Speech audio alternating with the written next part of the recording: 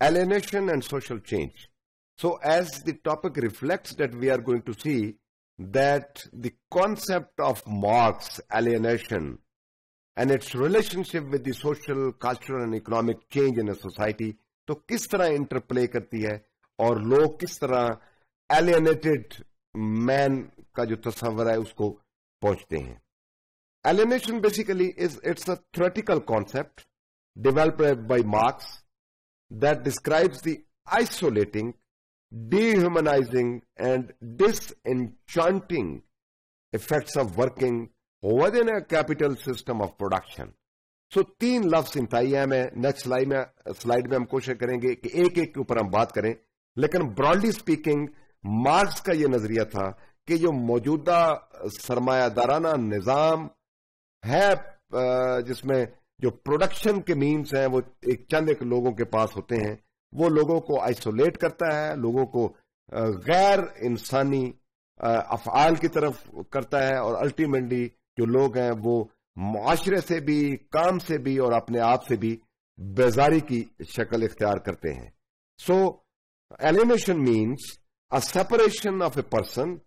or a person's affections from an object or position of a former attachment.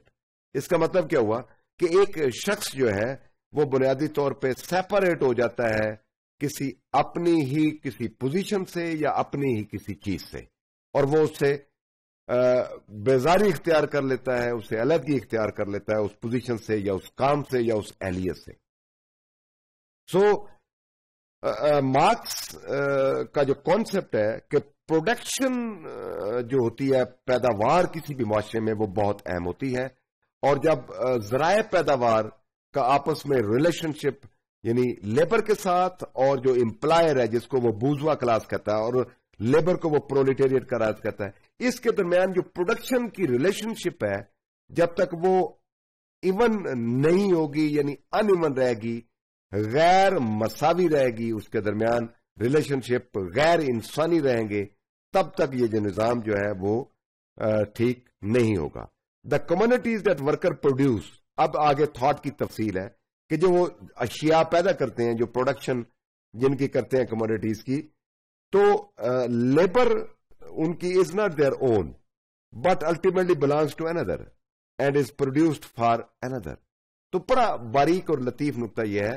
کہ marks کا کہنا یہ ہے کہ جو کوئی چیز مزدور بنا رہا ہے وہ کسی کے لیے بنا رہا ہے, اور وہ کسی کے لیے بنا رہا ہے, اس کے اپنے لیے وہ نہیں ہے. اور نتیجہ کیا ہوتا ہے کہ alienation is manifested in the product that work produce. Ultimately کیا ہے کہ وہ جو پروڈکٹ اس کے سامنے آتی ہے وہ اس سے بھی علیحدگی اختیار کر لیتا ہے, اس کو بھی وہ اون نہیں کرتا, جو alienated man ہوتا ہے. اب جو alienation کا کانسیپٹ ہے اور alienated man کا کانسیپٹ ہے مارکس کا, وہ اس کی سٹیجز کہہ لیں, اس کی ٹائپس وہ بیان کرتا ہے کہ کس طرح جو ہے وہ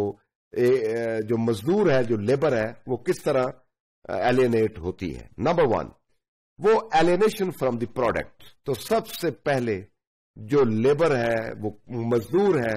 سب سے پہلے وہ پروڈکٹ سے علیحدہ ہوتا ہے, یعنی پروڈکٹ میں اس کا کوئی انٹرسٹ نہیں ہوتا, پروڈکٹ میں اس کی کوئی دلچسپی نہیں ہوتی, پروڈکٹ کو وہ اون ہی نہیں کرتا سب سے پہلے جو وہ پیدا کر رہا ہوتا ہے. Number 2, alienation from the co-worker. اور دوسرے نمبر پہ کہ وہ اپنے جو اس کے کولیگ کہہ لیں, اس کے رفقہ کار کہہ لیں, جو اس کے ساتھ کام کرنے والے لوگ ہیں, پھر ان سے بھی بیزاری کا, ان سے بھی علیحدگی کا